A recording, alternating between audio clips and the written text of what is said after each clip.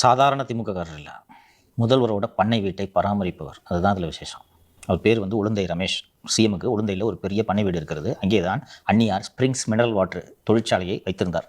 Government வந்து ஒரு 2 வருஷத்தில் விற்றுட்டாங்க அதை.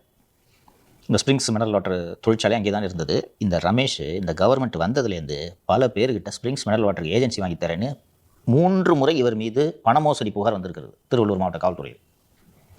3 முறையும் அன்னியார் தலையிட்டு காப்பாற்றியிருக்கிறார்.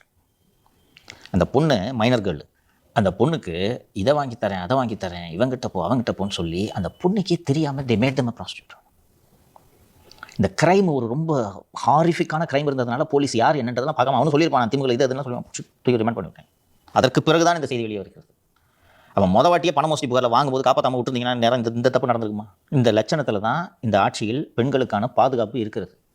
ஆளுங்கட்சிக்காரன் இந்த தப்பெல்லாம் பண்ணால் அப்புறம் சாதாரண பொதுமக்களுக்கு என்னப்பா பாதுகாப்பு இருக்குது? ஒருவேளை இந்த ரமேஷ் மேட்ரு உண்மையிலேயே அந்த கோயம்பேடு காவல்துறையில் இருப்பவர்கள் உண்மையிலேயே சிஎமோட பண்ண விட்ட பார்த்துக்கலாம் செக் பண்ணியிருந்தாங்கன்னா இவனை மட்டும் எடுத்து விட்ருப்பான்.